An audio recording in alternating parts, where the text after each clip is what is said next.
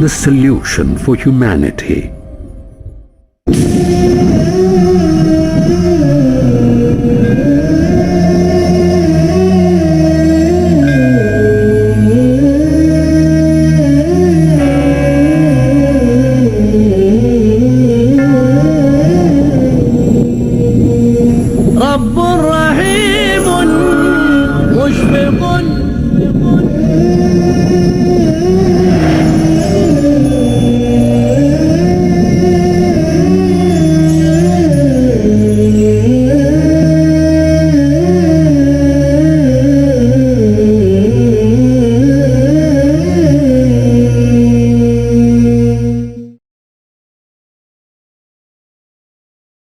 Bismillah ar-Rahman ar-Rahim. Assalamu alaikum rahmatullahi wa barakatuh.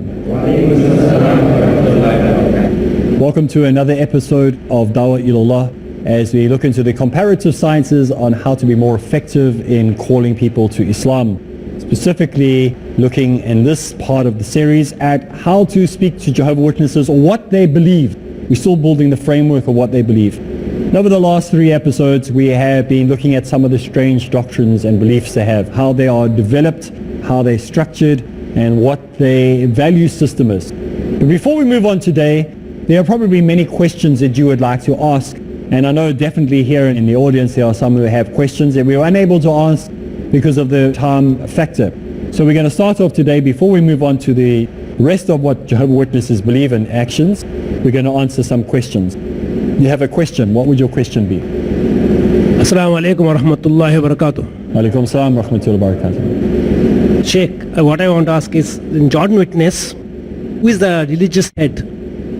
Is it Pope? Just the Pope is for Catholics, Pope is the religious head. Similarly, who is the religious head for them? I spoke about the first week we spoke in this program. I said that the head of the Jehovah's Witnesses is a man by the name of Adams. He is the pastor at the moment. You could call him a president, but they only have one man who's called a pastor. He's the head, but he has no power. It is the Watchtower Society that actually controls. It's a group of elected elders that make up the doctrines and the teachings. So they have no pope, they have no bishops, they have nothing like that. They just have one group which is based in Brooklyn in New York, which is the headquarters of the Watchtower Society. So they make the decision making. Any other question? You had a question? Assalamu alaikum, Shaykh. Alaikum salam wa rahmatullah. Sheikh, you mentioned to us earlier in the earlier classes that the New World Translation is the book or the translation of the Bible that they use. So what is the Bible that they actually translate?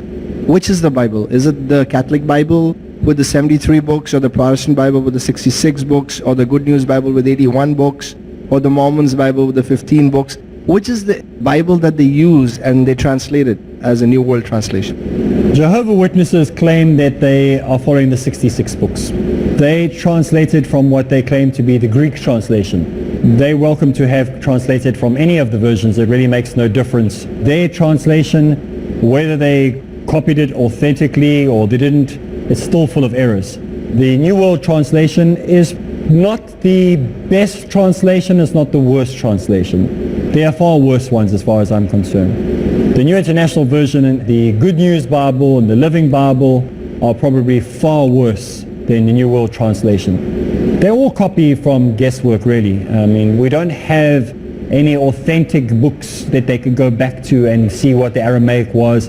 see what perhaps if it was ever written in Hebrew, which I doubt very much, what they could have read in the Hebrew. So that's their translation. I mean, people are writing translations every week, literally. I mean, it's become a joke now. I mean, it's just beyond a joke. There are thousands of translations. So they're entitled to have their translation, I suppose.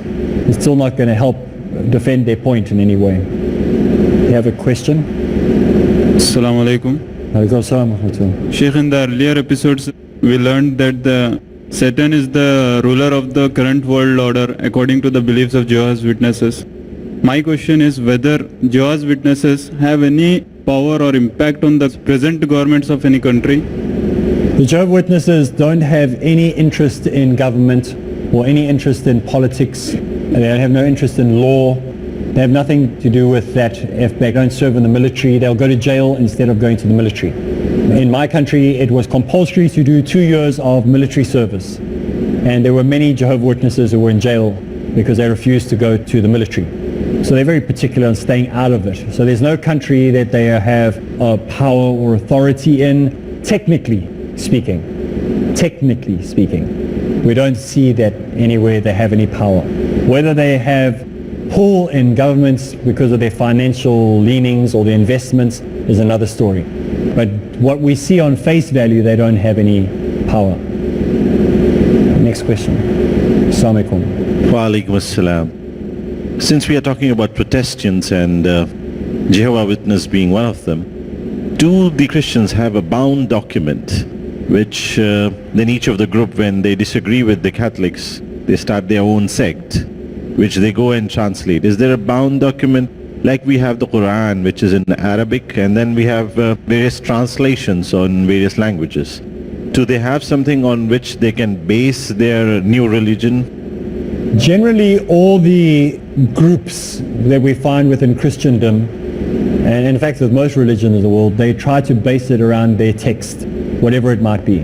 Whether it be Vedas, whether it be the Gita, whether it be the Quran, even in Islam we have people who have misinterpreted the Quran. They've chosen to go into error with, the 19ers and such and such and so. You have these groups that have done their own little thing. So the same thing happened with Christianity. At least it hasn't happened to the same extent in Islam. But in Christianity, anybody can start a church. Anybody can start a Christian denomination. Literally you can go online and you can become a priest online. And they'll send you all your qualifications and all your documentations and everything. So you can just start up your own church. And you don't even have to have a doctrinal statement even. You can just start one up. And that's how we find there's so many, these ones that we see on television, popped up churches everywhere. They don't even have to base it on the Bible anymore. They prefer to, like the ones that are more authentic, least try to manipulate the Bible to suit their needs. But the newer ones don't even bother with that. So that's the answer to that. Anyone can do whatever they like. Sheikh, have you ever given dawah to a Jehovah's Witness person, and has anybody accepted Islam? Yes, Jazakallah khair for your question. There are, in my own family, there were Jehovah's Witnesses, so we had to work with them first. And so yes, we've dealt with a lot of Jehovah's Witnesses. In the beginning, mostly it was just Jehovah's Witnesses. There have been a number of Jehovah's Witnesses who have left to come into Islam. Great numbers. It happens all the time worldwide, so we see it happening quite a lot. Most of them become despondent when they see failed prophecy after failed prophecy. Or they find doctrinal changes taking place and they go, this is too much now. So many of them have given up on that. So there are many. Some of them are secret because their families don't want them to know that they have left the Jehovah's Witnesses, so they just stop going to the Kingdom Hall. If you want to know, maybe I shouldn't be telling the Jehovah's Witnesses this because they'll start to figure out who the Muslims are. But there are many Jehovah's Witnesses that are not Jehovah's Witnesses but are Muslims. They just don't go to the Kingdom Hall anymore or read anything. So the Jehovah's Witnesses consider them bad witnesses, which we'll deal with later in the series. We will talk about those witnesses that don't go to the Kingdom Hall anymore. So it is happening. There are definitely people leaving Jehovah's Witnesses to coming into Islam. It's happening. In South Africa we see it quite a bit. Next question. Sheikh, as you said in your lecture that the Jehovah's Witnesses, they don't have the right to question their thing and everything. What is it? They have to follow that only. So people don't argue and they don't question their preachers and everything about this? Your question is, don't other Christians question why Jehovah's Witnesses believe what they do? They do. And we'll find that it's literally the Jehovah's Witnesses against the other 29,999 Christian denominations. Everybody's fighting against them. The internet is filled with websites against Jehovah's Witnesses. They're the most attacked Christian denomination in the world. Unfortunately, most of the information entailed in those websites are nonsense. That's why we are not going to play the same game. We're going to tell you what they do believe. We're going to scrutinize what they believe. We're not going to just attack for the sake of attacking. So this is all Christian denominations will take and say, why do they believe this? Show us your proof, show us your evidence. They try to show the evidence, they try to defend it. But they've actually got to a point now they don't even care. They don't even try to really defend it.